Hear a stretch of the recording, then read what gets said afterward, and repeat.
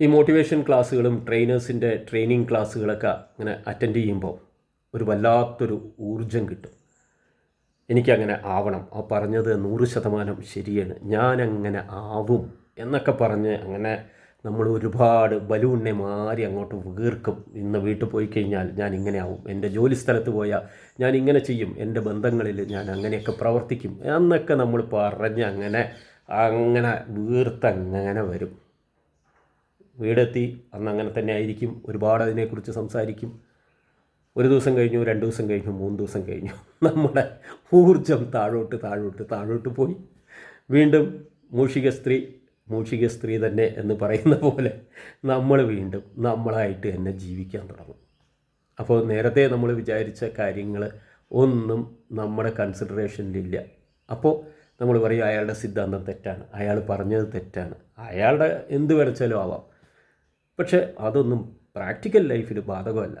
അയാൾ വിജയിച്ചിട്ടുണ്ടാവാം, നമുക്ക് അങ്ങനെ പറ്റില്ല. ഇങ്ങനെ കുറേ എക്സ്ക്യൂസും പറഞ്ഞ് നമ്മൾ അതിൽ നിന്ന് തടി തപ്പും.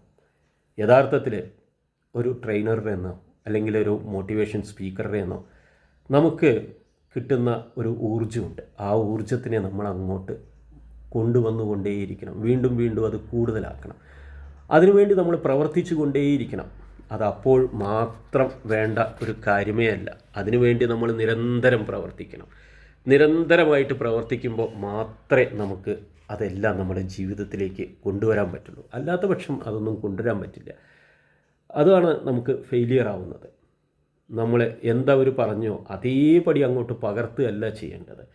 അതിൽ നമുക്ക് വേണ്ട കാര്യങ്ങൾ ഉൾക്കൊണ്ടുകൊണ്ട് നമ്മുടേതായ രീതിയിൽ നമ്മൾ അതിനെ കൊണ്ടുവരണം, അത് ഡെവലപ്പ് ചെയ്യണം. അങ്ങനെ ചെയ്താൽ മാത്രമേ നമുക്ക് വിജയിക്കാൻ പറ്റുള്ളൂ. ഇപ്പോൾ നമ്മളൊരു വിജയിയെ കോപ്പി ചെയ്യുകയാണെങ്കിൽ അയാൾ എന്നിങ്ങനെയൊക്കെ ചെയ്തോ അതേപോലെ ഒരു അണുവിട വ്യത്യാസം വരാതെ നമ്മൾ ചെയ്തു കഴിഞ്ഞാൽ അയാളെ മാതിരി ഒരിക്കലും വിജയിക്കാൻ പറ്റില്ല. പക്ഷേ അയാൾ ചെയ്തതിന് നല്ല വശങ്ങളെല്ലാം നമ്മൾ സ്വാംശീകരിച്ച് നമ്മുടേതായ കുറേ കാര്യങ്ങൾ അതിനകത്ത് ഇട്ട് നമ്മൾ പ്രവർത്തിച്ചാലേ നമുക്ക് വിജയിക്കാൻ കഴിയുള്ളൂ. നമ്മൾ അങ്ങനെയാണ് നമ്മളെപ്പോഴും ചെയ്യേണ്ടത്. അല്ലാതെ മോട്ടിവേഷൻ സ്പീക്കർ പറഞ്ഞു ഞാൻ ഭയങ്കര മോട്ടിവേറ്റായി എന്ന് പറഞ്ഞ് ഇങ്ങനെ ഇരിക്കേണ്ട. പ്രവർത്തിക്കേണ്ടത് നമ്മളാണ്.